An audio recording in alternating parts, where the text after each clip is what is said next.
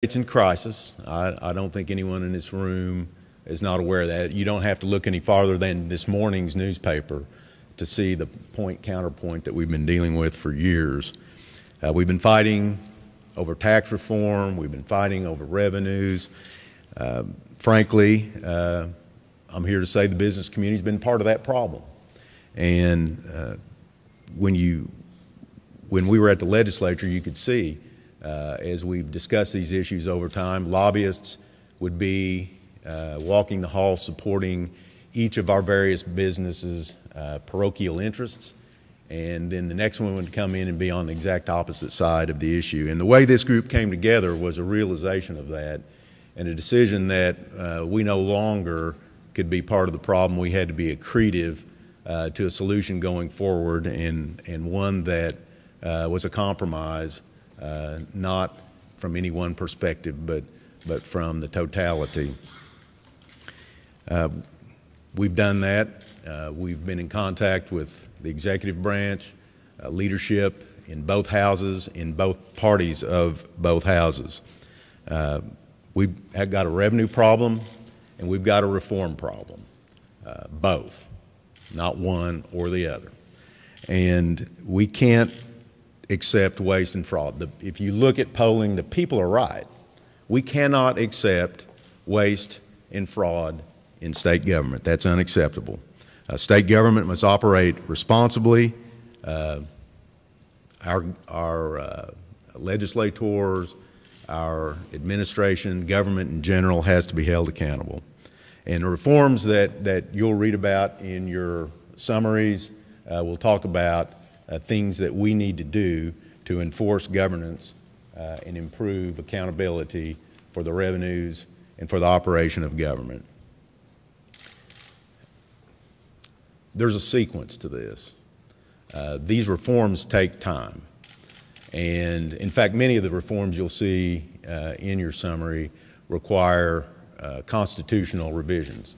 The processes that these reforms install will take years to come to full force in effect. In the meantime, we've got an immediate problem. And we've got to address, the legislature has got to address this crisis that we've got in education. Our plan has revenue measures that provide teachers a $5,000 raise beginning in totality in fiscal 19. It's not over time, it's immediate, and a $5,000 raise to all teachers, including beginning salary teachers. You know, it's easy to say not everybody in even our own group, much less the legislature or the governor's office, likes every part of this plan. In fact, it's more accurate to say that nobody in our group, nobody in the governor's office, and nobody in the legislature in either party likes every part of this plan. It is compromise by definition. But we've got to put the state ahead of each of our individual interests in coming to this conclusion.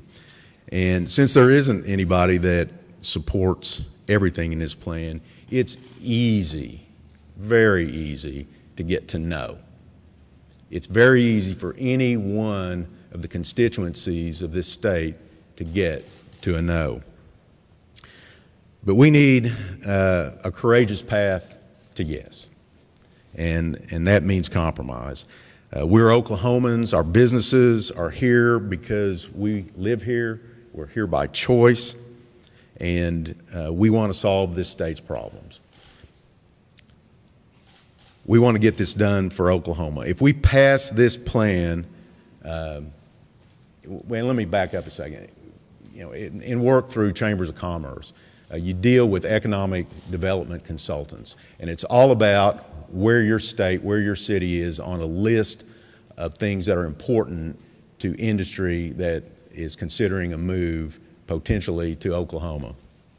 And on those lists are some important things. And let me paint a picture of where we'll stand at the end of the day if we pass this compromise package.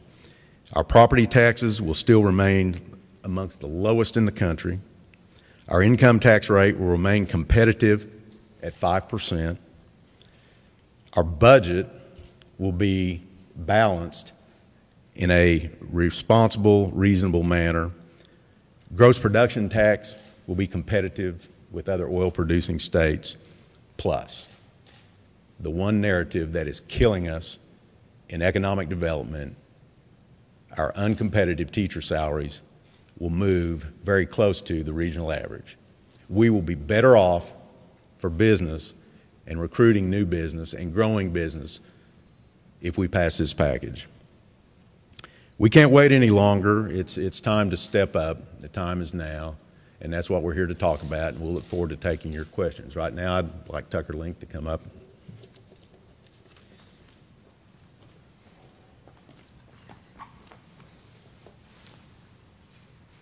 Thank you, David. Welcome to Step Up Oklahoma. My name is Tucker Link. I am chairman and founder of Knightsbridge Investments. I'm also a member of the OSU and A&M Board of Regents, and I manage a working ranch in Findlay, Pushmataha County, southeast Oklahoma. That's a long ways from here, and a good stretch of imagination to be there. And like David, I am also a lifelong Oklahoman. I grew up in Covington, Garfield County, Oklahoma, population about 600 on a good day. My wife Vicki and I spend most of our time at the ranch in Findlay, and Findlay's population probably 35 or 36, depending upon who's home. From my perspective, rural Oklahoma has been hit particularly hard by the dysfunction at our state capital. Our hospitals are closing. Our schools are struggling, trying to keep their doors open. For our children, grandchildren, and future generations, health care and education are two areas that we simply cannot allow to continue to deteriorate. With the reforms and investments provided for in this plan, rural Oklahoma and our way of life will not be lost.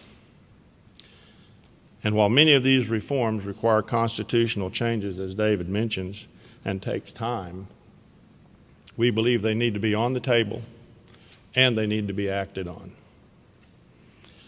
Oklahomans want their government to run efficiently, and they want to hold people accountable for their actions and decisions. I believe this plan will do that. I'm calling on my fellow rural Oklahomans, and frankly all Oklahomans, to step up and to support this plan. At this time, I'd like to have Phil Albert come up and make some comments as well.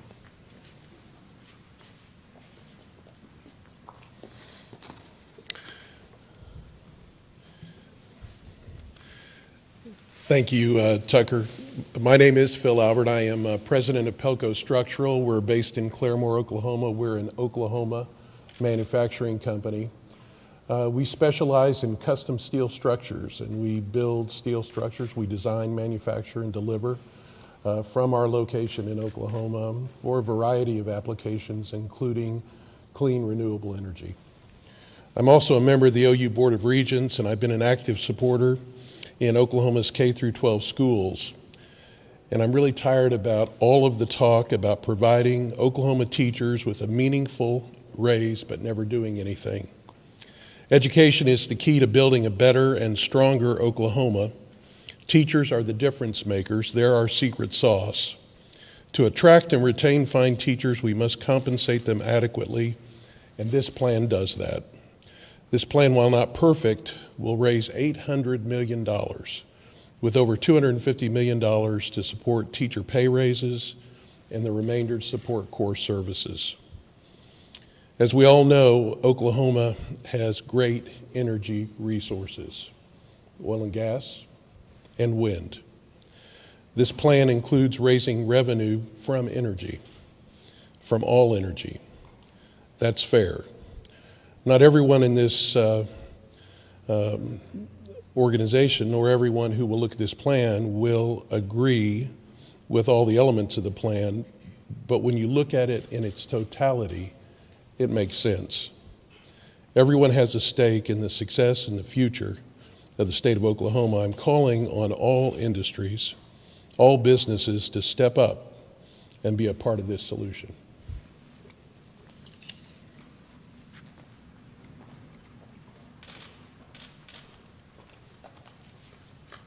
We'd be happy to take questions from the media now. I would only ask, when you ask your question, just identify who you're with. Yes, sir.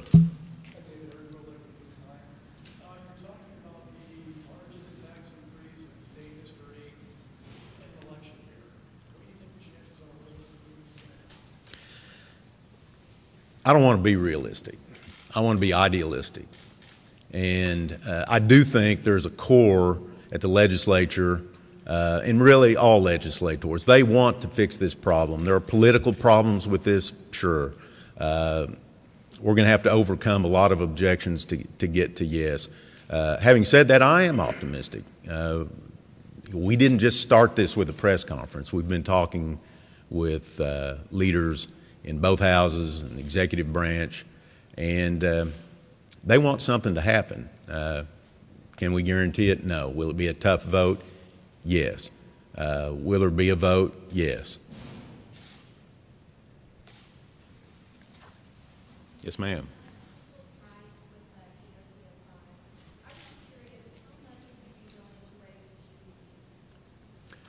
In your package, you'll read that, and Glenn Coffey is here with me. He's our resident expert. In fact, Glenn, on questions like this about GPT and all that, why don't you just start addressing them? So the proposal that we've laid out, currently there are a number of existing wells that are the gross production tax is at 2%. On those wells, the proposal is that it goes from 2 to 4%, and that all new wells would also go to 4%. So for the first 36 months, you'd have that increase. That particular part of the proposal raises $133.5 million.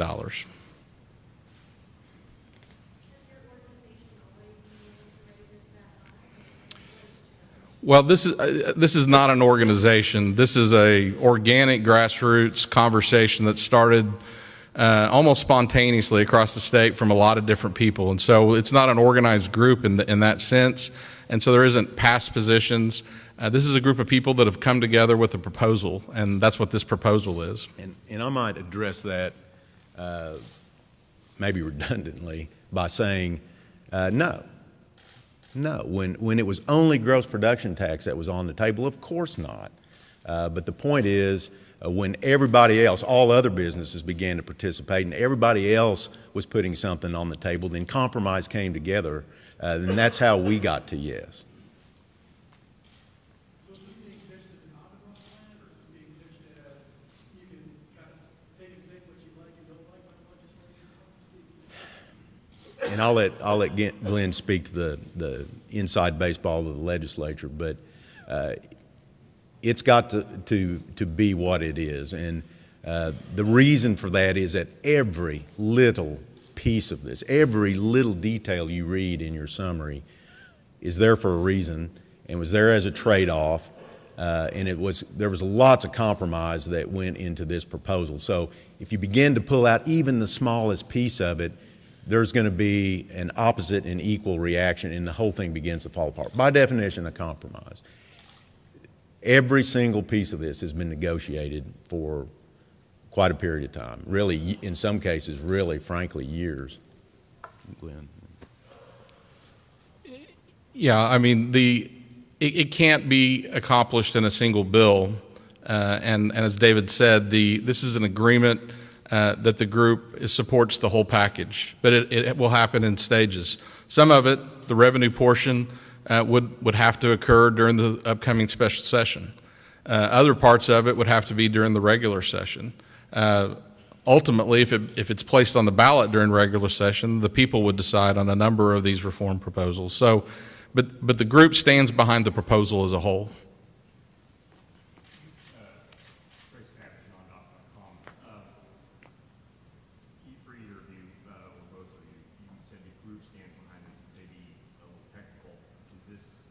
Incorporated now as a C4, a C3? Is there a chairman of it? Is there a board of directors?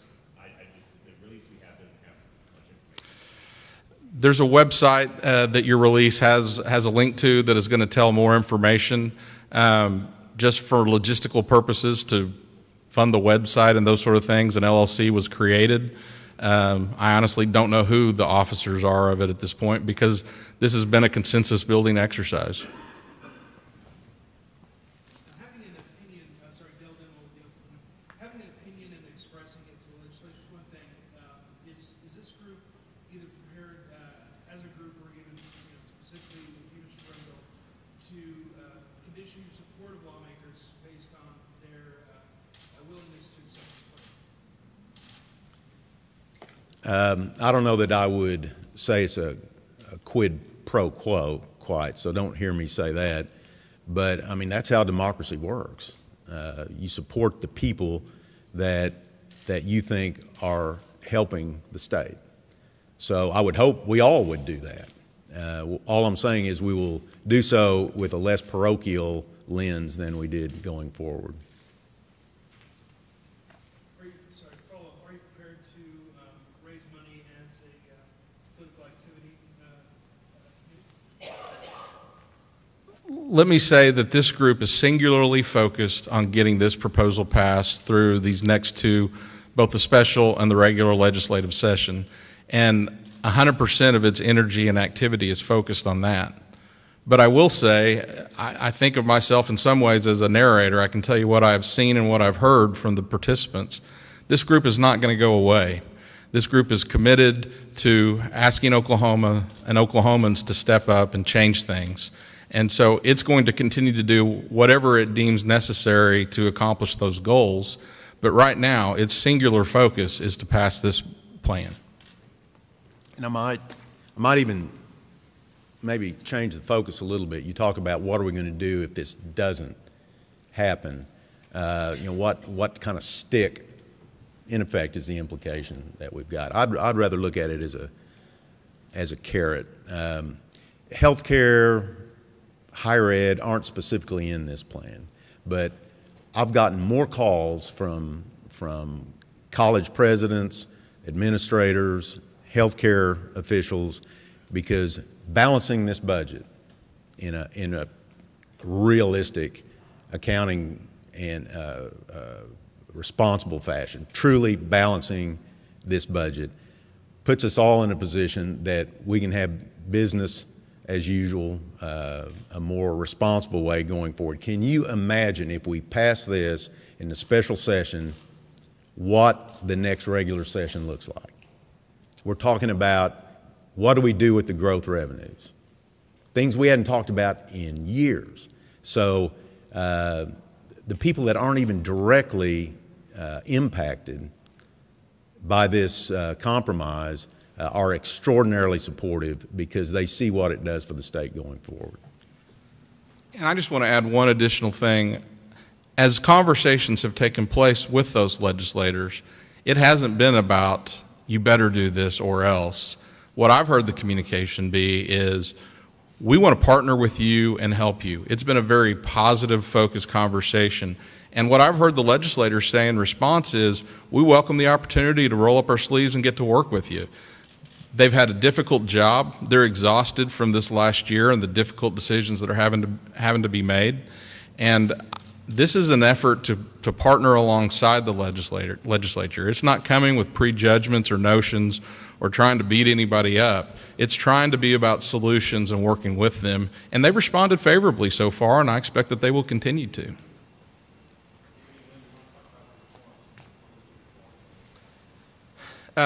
That's a good point. There is revenue involved, and that's the short upfront part of the equation. But a number of the participants that are here today and part of this group, as you go to the website and see who those people are, wouldn't be a part of this activity but for the reforms that are really important. As you look through and study and understand what they're proposing, it's about things that should have been done a long time ago. They've been long-time conversations in the state, and they're about moving the state forward. Sure, we've got short-term problems that from a revenue standpoint, but the focus and the goal of this activity is about how to move the state forward in a constructive, substantive way that, one, prevents finding ourselves in this situation again, and two, building a platform to really grow Oklahoma and sustain a good trajectory for the future. Chris.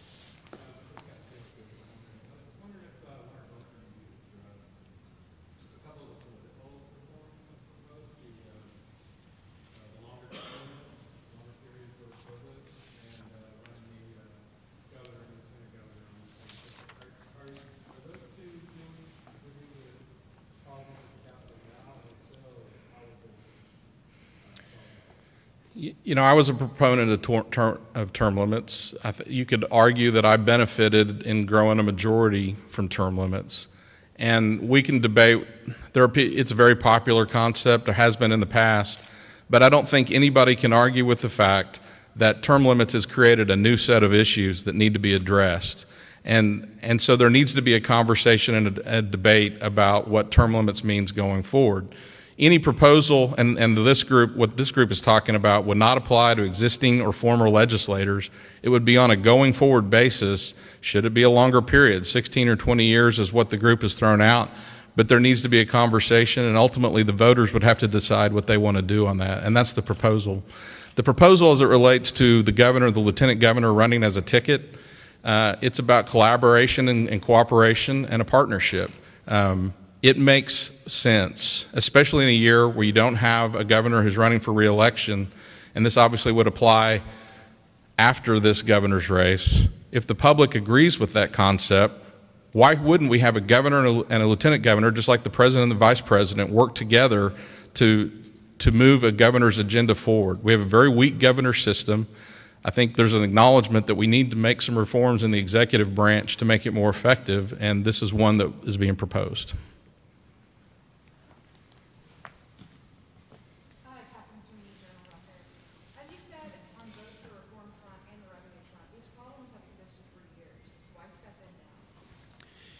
When you talk to legislators, depending on party, depending on perspective, sequence seems to be a huge issue. You know, we're not going to do this until this happens, and we're not going to allow this until we fund this. And that was curious to me. You know, in what I do, you don't wait to work on one problem because there's another problem. And so I think that's at the core of what we're trying to do here, is begin to deal with both. Now, there is no doubt that the reforms take time. Processes take more time. But the people are right. Waste, fraud, and abuse is intolerable. We're all on that same page. And we will begin to address that with these reforms. But we can't wait to get out of last place to do that.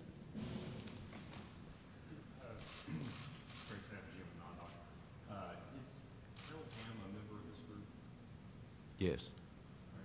And I apologize, I didn't see it behind me. I wasn't sure if I was going to ask this question. I looked down, and lo and behold, a lawmaker of some repute asked me, said, this question needs to be asked, so why not? There was concern that maybe members of the wind industry were not included in these discussions as it relates to a new set of taxes on the wind industry. I know there's a representative here of that coalition, I think, just to see what's going on. Is that narrative changing? I mean, that's been described as a potential poison pill. So can you talk to us about the path forward to making that acceptable in all? Obviously, it's a conversation that's come up. I'm glad that Mr. Yates is here today, and I'm glad he's made a lot of comments. He's issued letters and press releases. We welcome him to the conversation. We think as a fellow Oklahoman, as we talk about shared pain across industries, that they ought to be part of the conversation. There have been conversations with members of his industry. They have not been part of the initial group, but as I said, it started as a conversation with 3 people in a room and was added over time. So I'm glad that Mr. Yates is here today, and if he has some positive, substantial conversations he wants to have, but this is a proposal that this group stands by, and it includes impacting all of energy, including wind. And I would add to that, let's differentiate between Oklahoma wind and the wind industry in general. OG&E, PSO, even Phil Albert's company, which manufactures components for wind turbines, they're part of this. They have employees here, they have CEOs here, they have offices here, and their employees are not all lobbyists. And you know, this came out in one of the publications recently, listing all of the participants in wind energy farms, at least. And if you take PSO and OG&E out of the list, let me read you where the parent company headquarters are, just randomly. They're not randomly, in order: Charlottesville, Virginia; Juno Beach, Florida; Lenexa, Kansas; Atlanta, Georgia; New York, North Carolina; Juno Beach; Silver Springs, Maryland; Houston; Rome, Italy; Charlottesville, Virginia. Yeah. The Oklahoma wind industry is with us.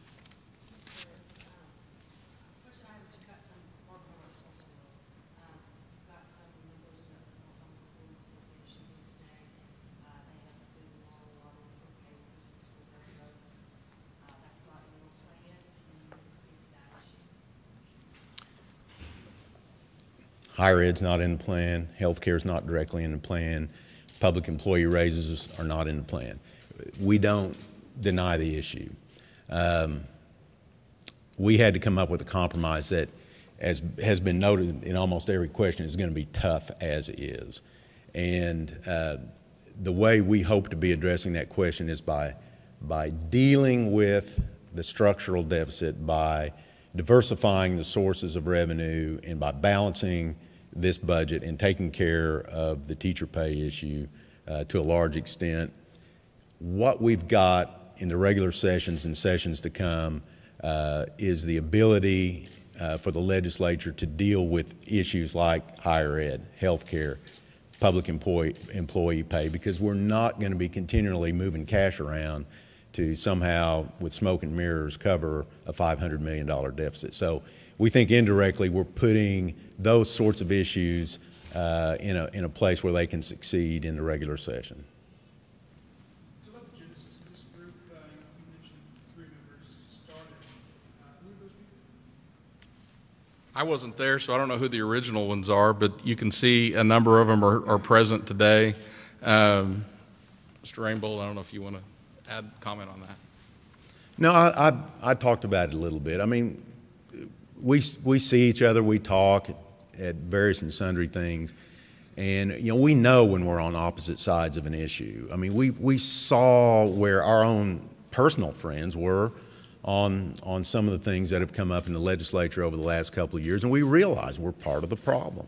And those conversations are informal, and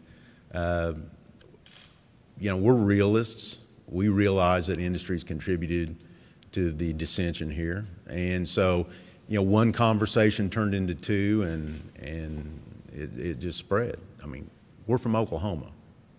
We need to fix this. I don't want to single them out or anybody else, but I think, you know, who you asked to describe it in a different way, the House Democrats' role in getting us to where we are now. Who's your secret weapon to get them on board with this? Just talk about the breadth of the coalition.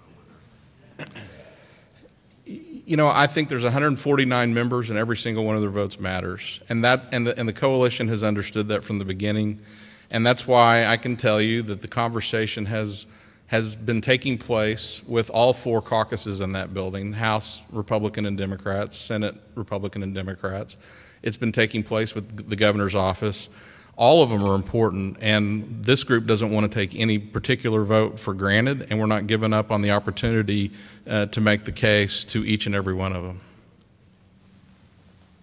Well, I mean, what's their reaction to it so far? Is this moving them closer to a yes? I think, as I said earlier, all the conversations have been positive. Just like every Oklahoman, I mean, you look at some polling that's been out there, everybody recognizes that we're in a difficult situation and we need to come up with solutions.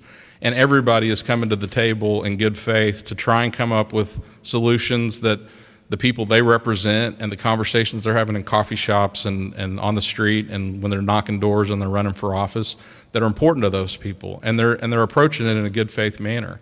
And they've been very positive. As we've acknowledged in this conversation, this is not a simple or an easy task. It's difficult. It's difficult for the business community to come and say, we need to share in part of the pain. And we acknowledge that the legislators are facing difficulties depending on where they live and represent folks. But they have been honest about those issues and continued to have a dialogue about coming up with solutions. And I'm optimistic that we'll find those.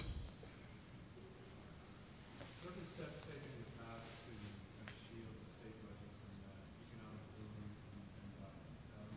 How would this budget stabilization fund differ from the rainy day fund or previous ones? Because it needs to be constitutional. There's already one in statute. It needs to become constitutional, and it would be an endowment. And it needs to be broad-based. It doesn't need to be carried on the shoulders of any one particular industry. But this would be an endowment where it truly is there for the future. The rainy day fund has a stabilization function. It hasn't worked like the constitutional founders intended. And you look at some other states that have something like the stabilization fund, especially given the volatility of revenue on so many revenue sources in this state, it would go a long way to helping stabilizing that effort.